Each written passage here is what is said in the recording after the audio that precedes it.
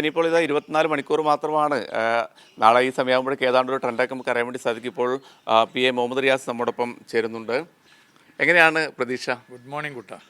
പ്രതീക്ഷ LDFന് അനുകൂലമാണ്. LDFന് അനുകൂലമായ സാഹചര്യമാണ്.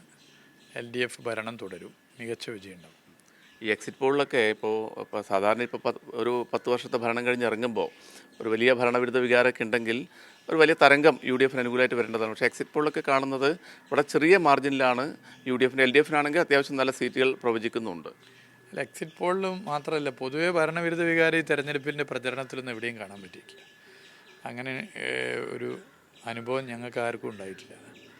പൊതുവേ LDF സർക്കാരിൻ്റെ വികസനം, ജനക്ഷേമ പ്രവർത്തനം, മതവർഗീയ കലാപമില്ലാത്ത നാട്, ഇതൊക്കെ ആളുകൾ പൊതുവെ പറയുന്നുണ്ട്. അപ്പോൾ അതുകൊണ്ട് LDFന് അനുകൂലമായ സ്ഥിതിയാണ് വരിക.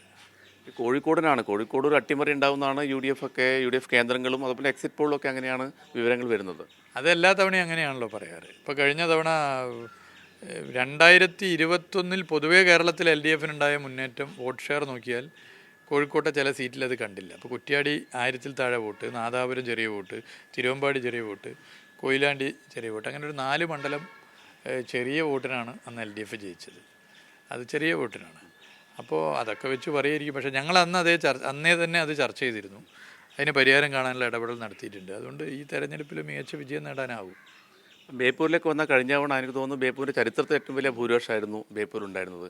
ഇത്തവണ എങ്ങനെയാണ് അവിടെ പ്രതീക്ഷിക്കുന്നത്? അല്ല, ബേപ്പൂർ ഞാൻ സ്ഥാനാർത്ഥിയായപ്പോൾ തന്നെ പറഞ്ഞിരുന്നു, 82,000 എന്ന സർവ്വകാല റെക്കോർഡ് വോട്ടാണ് 2021 ലഭിച്ചത്.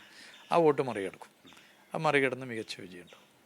പക്ഷേ റിയാസ് ജയിച്ചാൽ മുട്ടയടിച്ച് കമ്മലക്കിട്ട് നടക്കുന്നതാണ് UDF സ്ഥാനാർത്ഥി PV അൻവർ പറയുന്നത്. അല്ല, അതിന് ഞാൻ അതേ അർത്ഥത്തിൽ മറുപടി പറയാൻ ആഗ്രഹിക്കുന്നില്ല. ഞാനത് പറഞ്ഞിട്ടുണ്ടല്ലോ, നമ്മൾ രാഷ്ട്രീയ പ്രവർത്തനത്തെ ഒരു വ്യക്തിപരമായ ഒരു ഏറ്റുമുട്ടലായിട്ട് കാണാൻ താല്പര്യപ്പെടുന്നില്ല. പിന്നെ രാഷ്ട്രീയ പ്രവർത്തനം എന്ന് പറഞ്ഞാൽ അത് കേവലം തെരഞ്ഞെടുപ്പ് മാത്രമല്ല, ദൈനംദിന ഇടപെടലാണ്. ഒരു തെരഞ്ഞെടുപ്പിൽ ജയിച്ചാൽ അവസാനിപ്പിക്കേണ്ടതോ, അല്ല തെരഞ്ഞെടുപ്പിൽ തോറ്റാൽ അവസാനിപ്പിക്കേണ്ടതോ, തെരഞ്ഞെടുപ്പിൽ ജയിച്ചാലോ കൂടുതൽ കരുത്തുറ്റതാക്കി മാറ്റേണ്ടതൊന്നുമല്ല.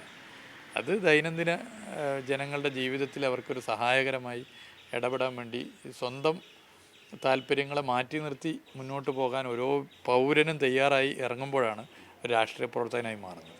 അപ്പോൾ അതൊരു തെരഞ്ഞെടുപ്പിൻ്റെ ഫലത്തെ വെച്ചുകൊണ്ട് നിശ്ചയിക്കേണ്ട ഒന്നല്ല. അപ്പം 3ാം തവണയും LDF തന്നെ കേരളം ഭരിക്കും. LDF. അപ്പോൾ എന്തായാലും റിയാസ്ക്കും വ്യക്തിപരമായ ആശംസകൾ. താങ്ക് യു കുട്ട. ഓക്കെ, ശരി. അപ്പോൾ ഇതാണ് വളരെ ആത്മവിശ്വാസത്തോടു കൂടിയാണ് LDF ഈ നാളത്തെ ദിവസത്തെ കാത്തിരിക്കുന്നത്. PA മുഹമ്മദ് റിയാസാണ് ബേപ്പൂരിലെയും കോഴിക്കോട്ടെയും സംസ്ഥാനത്തെ ആകെയുള്ള LDFൻ്റെ പ്രതീക്ഷകൾ നമ്മളോട് പങ്കുവച്ചത്.